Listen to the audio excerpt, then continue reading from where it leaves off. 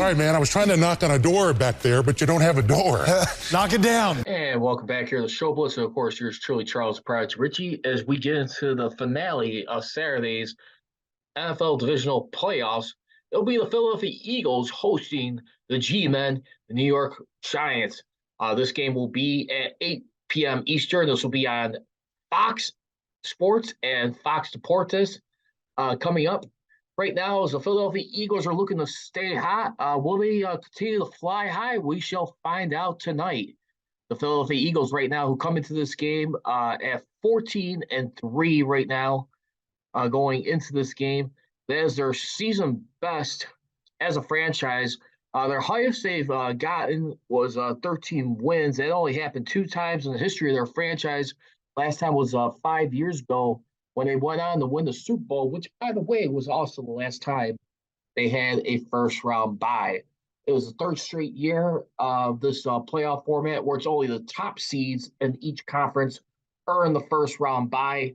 The Eagles have it once again, like I said, for the first time since they won Super Bowl 52 in Minnesota U.S. Bank Stadium. Once again, you guys can follow me on social media. You can follow me on Twitter at MetaSteelCJR and on Instagram at MetaSteelNation as we get ready to get into a lot of stuff going on right now. Like I said, last week, the playoffs, when you think about it, especially Super Wildcard Weekend, have been phenomenal so far, if you ask me, in my opinion. I mean, it is just, I think, the best word it's money. And I think mainly because of the comeback, too, that was led by Trevor Lawrence and the Jacksonville Jaguars under head coach Doug Peterson right now. And speaking of which, right now it is halftime right now between the Kansas City Chiefs and the Jacksonville Jaguars. I did predict in the prior podcast that the Chiefs will win this game, but don't expect for a moment for the Jacksonville Jaguars to not keep this close so far right now. This is definitely a nice heavyweight matchup right here. Patrick Mahomes, who actually had to leave the game after having this ankle roll up right there. And Henny, who actually came in, who did solid pickup work for relief work for Patrick Mahomes. He was, 5 of 7, which included a touchdown drive for 23 yards. Right now, Isaiah Pacheco right now, who's leading the charge for the Kansas City Chiefs, he has got 78 rushing yards in the first half off of 7 carries right there. They're leading the Jacksonville Jaguars. They're edging them out in that category. 96 to 67 yards on the ground right here. And we look at it more further than that. So far, I mean, that's pretty much what it's all been. Not really too much anything special, but we'll continue to keep monitoring that situation. He is questionable to come back into the game, as we know for the moment right now. But anyway, this is going to be a good game right here. And I think a lot of people are probably sleeping on this game, if you ask me. The Giants visiting the Philadelphia Eagles at Lincoln Financial Field. I got to believe right now that people are ready to count this team out. I mean, the Giants right now. They've accomplished a remarkable feat right now when you look at this year. I mean, under first-year head coach and GM tandem right now. I mean, when you continue to look at it, for the most part, that'd be head coach Brian Dable right now. And then you look at the other part right now for the New York Giants right here. Coach Shane, they have extra news. They're remarkable for a franchise that was tied for the worst record in the NFL over the previous 5 seasons. This is the first time back in the playoffs in 2016 when they lost to the Green Bay Packers in the wild card round to Aaron Rodgers and Mike McCarthy's Packers. But last Sunday was their first playoff victory since Super Bowl 46 for this franchise, which has been a long freaking time for them. And, of course, many Giants fans remember how that happened. And some people are daring to question right now if there's any similarities between those previous Giants teams right there. I mean, when you think about it, too, I mean, they got in each time. I mean, when you really took a look at it, 2007, they got in as a wild card, and they've won all 4. Of course, and then beat the Patriots each time in the Super Bowl 42, ending their perfect season. Then, of course, Super Bowl 46. Now, remember, the only difference was in the 2011 season, New York Giants did get into the playoffs by winning the NFC East division. So it wasn't a wild card that year, but the rest of their three remaining games ran to go on the road, beat the Packers, which, by the way, they beat in the NFC Championship game 4 years prior to that moment in time. They beat them in Green Bay. Aaron Rodgers was the reigning league MVP, and then they would go on to beat the San Francisco 49ers in the NFC Championship game before completing off another phenomenal season for that franchise right there. I mean, this is the proud franchise, the New York Giants, right there, who went through some humiliation the last few years.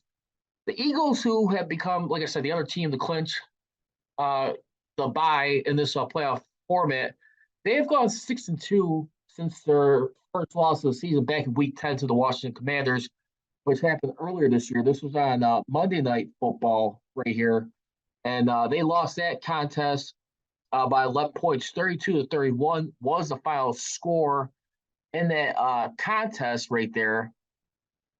I tell you what, the interesting thing in that matchup right there, the Washington Commanders were able to outrun the Eagles in that game, 152-94 yards. And we look at each of the Philadelphia Eagles losses, was been the reason, one of the main reasons for their losses, they've been being outgained on the run. I mean, they've been able to control that this year. When you look at a guy like Jalen Hurts right now, who's actually going to this game right now, he finished the regular season with 3,701 yards passing, 22 touchdowns, and 6 interceptions while running for 760 yards and 13 touchdowns. His 760 yards as far as a mobile quarterback, that is fourth in that category, and he is first in touchdowns amongst quarterbacks with 13. He dominated the first game between teams on December 11th, which the Eagles ran the Giants off the field in a 48-22 final with 437 yards of offense. Now, Hurts did speak over a week ago on Thursday, on January 12th, after he did not throw in practice earlier in the day. Still bothered by a right shoulder injury that was initially started versus the Chicago Bears. That happened back on Sunday, week 15 right there at Soldier Field, where they barely hung on to win that game 25-20. And the Eagles, for the most part right there, I mean, just really been having almost a dream season until that Washington lost. But he did acknowledge that the Eagles earning the NFC's number one seed and first round playoff bye will be extra beneficial to him to rest up while he navigates working through the shoulder discomfort. It's a good thing there's a bye week, according to Hurts. He said to the Philadelphia Inquirer. Hurts won't deny the chance that he could still be less than 100% for the Eagles, his first playoff game next Saturday or Sunday adding. He said that, but I played injured before.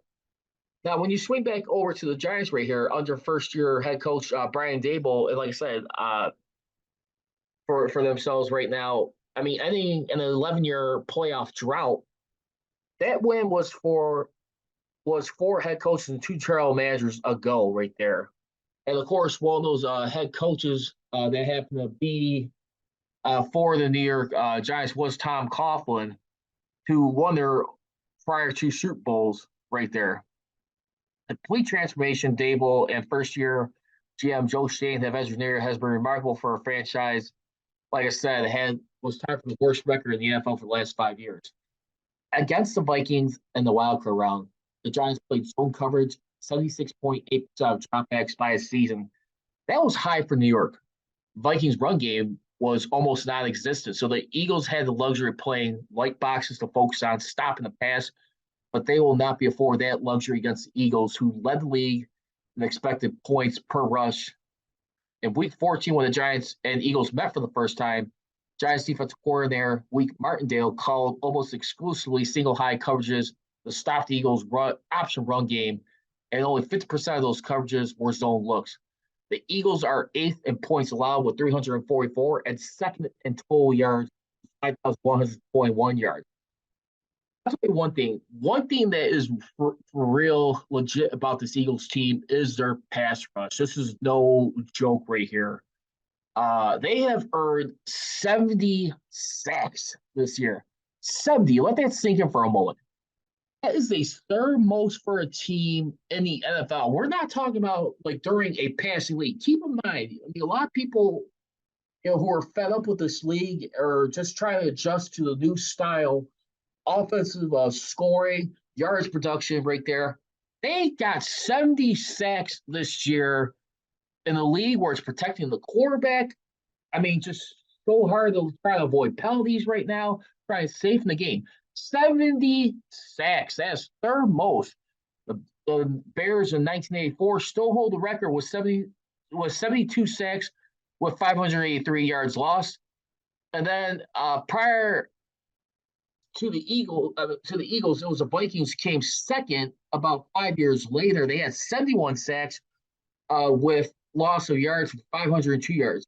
Eagles have 70 for 491 yards lost. The Bears did it twice within the top five teams, which they had 70 as well in 1987. These was both under Mike Ditka's and Buddy Ryan's Bears. Buddy Ryan, who of course broke up with Chicago Bears following Super Bowl 20, who took on the head coaching role, which, by the way, which has happened for the Philadelphia Eagles right here. So just a historical perspective, think about it. This defense is for real, but there has been some chinks in the armor this year when you look at it. I mean, the Eagles right now, they've lost some key games down the stretch, if you ask me. I mean, when you really think about it. I mean, the Eagles right here, I mean, their wins have come against some really good teams right here. I mean, when you look at like this year, who they've beaten for the most part, I mean, it's only coming against three playoff teams, but I mean, some of these wins have been kind of a little suspect to be asked me. I mean, like the teams I'm talking about. I mean, you probably have to go like say against the Detroit Lions, of course. Dan Campbell, who's done a phenomenal job earning them a 9-8 record, just missing the playoffs this year at 9-8. But I mean, real good job this year coaching them up. That's nothing to take away from them. I mean, the other wins too. When you think about it too, I mean, dominated the Minnesota Vikings on Monday Night Football, which was an 8:30 p.m. Eastern game. They won that game by 17 points. They split with the Commanders this year. Beat a Jacksonville Jaguars team back in Week 4. Now, remember earlier in the season, Jacksonville Jaguars, who were the only team this season to make the playoffs after starting off season 2-6. So you had them right there. Half suspect win against the Cardinals. Probably say they're legit wins when you really think about it. Of course, was against the Vikings. I'll probably argue one half of the game versus Commanders. The Commanders, who almost made the playoffs this year, they had a chance to get in. I think they were eliminated around week 17, I want to say. No, week 16, I want to say. Week 16 or week 17. I'm pretty sure it was week 16. But you look at like some of the other teams they beat. I mean, they beaten the Packers at home. The Packers were not the same, especially with Aaron Rodgers not building up enough camaraderie and rapport with his receivers and teammates. Pretty much made his own bed, quite frankly. I mean, like I said, they've only probably really beaten like three good teams this year, to be honest. That's no disrespect. I mean, and then you had Gardner Minshew right there too, who lost the game versus Cowboys. That was just on Christmas Eve right there. This was in Dallas right there. Now, they had no qualms about really losing the division lead at that point. They were up 3 games going into that. Cowboys were able to cut into 2, but the Cowboys still had a chance at threatening to snatch away the NFC East with a win plus a Eagles loss to the Giants. Eagles were up on the Giants, by the way, their last matchup, which would be their first playoff matchup. They had a 19-point lead. They barely hung on to win that game 22-16. Now, when you look at one of the biggest things in that game, like what were some of the key things that really stood out right there? Eagles were -1 in the turnover battle right there. That was one thing right there. I mean, and that turnover came solely by Jalen Hurts right there. It was an interception. He got sacked 3 times. throwing for 229 yards. But here's one thing that also kept the game close, too. You talk about Jalen Hurts right here. He had 9 rushes for 13 yards, no touchdowns right there. And but as a whole, right there too. I mean, the rushing game for this contest, they still had 135 yards. They barely outgained the Giants by 6 yards, so they just edged them out. And when you also look at it too, I mean, what's one of the reasons that made this pass rush so special? Well, you look at it right here, Hassan Reddick right now, who leads the team in sacks with 16, but then you also look at former Steeler on here, Javon Hargrave. He's had a career year with 11 sacks, which is second most on the team right there. They are a nice defensive tackle and tandem here for this Philadelphia Eagles team, if you ask me. I mean, the Eagles right now, I mean, just like I said, they got a real legit chance where they could be bounced early in this game under head coach Nick Sirianni. And definitely some red flags along the way. But I mean, right now, I mean, when you look at it too, I mean, behind the Sam linebacker and defensive tackle tandem of Hassan Reddick and Javon Hargrave, I mean, what are the things they really got to do to avoid here in this matchup right here? I mean, Jalen Hurts, I mean, he was blitzed on 52.8% of his dropbacks in that game versus Giants, who I was referring to. His best games in the Panther this season. Eagles created mismatches by lining up Devontae Smith and A.J. Brown in the slot. Targeting the slot, Hurts was 7 of 12 for 115 yards, 2 touchdowns, and 4 first downs. And everyone could agree that Coach Brian Dable, General Manager Joe Shane are pretty sharp football minds. Well, that duo also reviewed Jones' first 3 seasons, elected not to exercise his $22.4 million fifth-year option for 2023 as one of their first major decisions. Daniel Jones has had his best year with a 15-5 touchdown interception ratio. He's also ran for the most yards as a quarterback with 708 yards off 120 carries and 7 touchdowns. I'm going to tell you right now, I'm going to go right now. I'm calling the New York Giants. I'm going to go with the G-Men in an upset. And one of the main reasons why, I mean, when you look at it right here, I mean, the Giants, for the most part, when you break down the tail of the tape for everything going on, I mean, I think they got a good chance to, like, really hang in here. I think they could rush just as much as anybody. And of course, I mean, you see what Daniel Jones could do. I mean, it's not ideal to keep having your quarterback be your leading rusher, but look at a guy like Saquon Barkley right there, a guy who's a little bit like had a question with an injury back in 2020. When you looked at it, he suffered a high ankle sprain. No, he tore his right ACL in week 2, 2020. I mean, he's still a solid back overall. I mean, when you look at a guy like Saquon right here, I mean, this guy has had at least 3 seasons over 1,000 yards rushing in the season, with his career high this year with 1,312 rushing yards off 290 feet, 295 rushes, 4.4 yards per attempt, and about 82 yards gained. He's also got 10 touchdowns. But this year, too, I mean, this has been like his second most best in scrimmage yards, too. He's got 352 touches for 1,650 yards with 10 touchdowns altogether. All those touchdowns coming off the ground. No receiving touchdowns, but this is a pretty good year. So I'm going to say it for that reason, too. And then also, too, if the New York Giants could find a way to keep themselves clean in their receptions right now, in that game, I think they can really make this a game and pull off an upset. I really do. Eagles, I'm really having my hesitation on. I won't be surprised if they take their best. They're able to hang on and win this game. But the Eagles, I don't know. I'm like losing some stock in them, to be honest with you right now. And I just got to be a little bit careful, I mean, with them. I mean, so far, I mean, for the most part, Giants have been holding their own. I mean, their split even turnover ratio was 0.